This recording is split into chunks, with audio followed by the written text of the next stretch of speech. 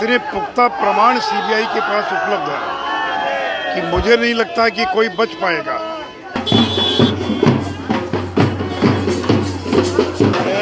नौटंकी करना छोड़ दे और पूछे राहुल गांधी से। लालू यादव का एक ही नारा था, तुम मुझे जमीन दो, मैं तुम्हें नौकरी दूंगा। सर वही जो बोले हैं उसी को समन जो जारी हुआ है, कोर्ट ने समन जारी किया है लालू यादव और उनके परिवार को। देखिए, एक ये तो न्यायिक प्रक्रिया है। ये जो रेलवे में नौकरी के बदले जो लालू यादव के परिवार ने जमीन लिखवा लिया था और जिस मामले को जनता दल यू के राष्ट्रीय अध्यक्ष श्री ललन सिंह जी ने उजागर किया था, उन्होंने सबसे पहले 2008-9 के करीब डॉक्टर मनमोहन सिंह को मिलकर ज्ञापन दिया था और मांग किया था कि इसकी जांच कराई जाए, सीबीआई जांच कराई थी। तो उसी दस्तावेज के आधार पर जांच चल रही है और इतने पुख्ता प्रमाण सीबीआई के पास उपलब्ध है कि मुझे नहीं लगता कि कोई बच पाएगा। इतने पुख्ता प्रमाण हैं।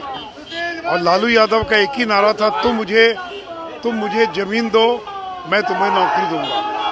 तो तुम मुझे जमीन दो, मैं नौकरी दूंगा। तो ऐसे दर्जनों क्या बहुत बड़ी संख्या में लोग हैं जिन लोगों को रेलवे में नौकरी मिली। उसी में एक हृदयानंद चौधरी हैं, पटना के राजेंद्र नगर रेलवे स्टेशन में काम करने वाले खलासी। उनको नौकरी मिली रेलवे में और उन्होंने पटना शहर की अपनी बड़ी कीमती ज़मीन राबड़ी देवी और हेमा यादव को दान में दे दिया। और ये जो तेजस्वी यादव आज दिल्ली में 50 करोड़ रुपये से ज़्यादा के मकान के मालिक बन बैठे हैं। तो इन्हीं सारी चीज़ों की जांच चल रही थी, चार्जशीट फाइल हुई है। अब देखिए आगे क्या होता है। कोर्ट ने समन किया है, आगे की प्रक्रिया क्या होती है। लेकिन ललन जी ने इतने पुख्ता प्रमाण उपलब्ध कराए हैं कि मुझे नहीं लगता है कि अंततः कोई बच पाएगा इसमें से। महिला आरक्षण में परफेक्शन IAS, UPSE और BPSC फाउंडेशन क्लासेस के लिए समर्पित संस्थान। यहाँ आपको UPSE selected and interview appeared faculties द्वारा गाइड किया जाता है। Separate batches for Hindi and English medium. 65वीं और 64वीं BPSC एग्जाम में 69 और 107 रिजल्ट्स एवं 66वीं BPSC एग्जाम में 131 रिजल्ट्स हासिल किया है। नहीं दिया जाता है तो ईट से ईट बजा देंगे। अरे ओबीसी को तो आरक्षण आज तक है ही नहीं। देखिए, लोकसभा और विधानसभा में केवल अनुसूचित जाति जनजाति के लिए आरक्षण का प्रावधान है। आज तक कभी भी 90 साल के अंदर किसी अन्य वर्ग को आरक्षण का लाभ नहीं दिया गया है। और देखिए, ये तो बिहार में जैसे 40 MP हैं, उसमें करीब 19 MP ओबीसी से आते हैं।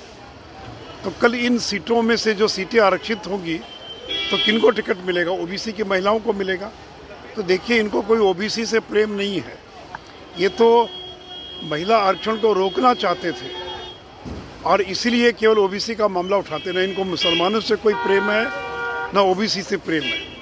ओबीसी का आरक्षण सरकारी नौकरियों में है, शैक्षणिक संस्थानों में है, लेकिन लोकसभा में और विधानसभाओं के अंदर केवल और केवल अनुसूचित जाति जनजाति के लिए ही संविधान में आरक्षण का प्रावधान किया गया है।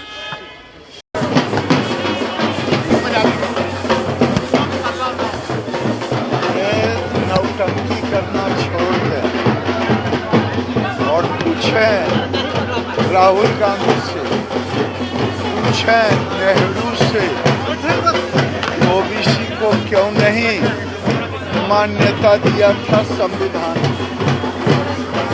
और 10 इतने दिनों तक कांग्रेस रही, ओबीसी की कब चिंता की? अगर चिंता किया तो मोदी।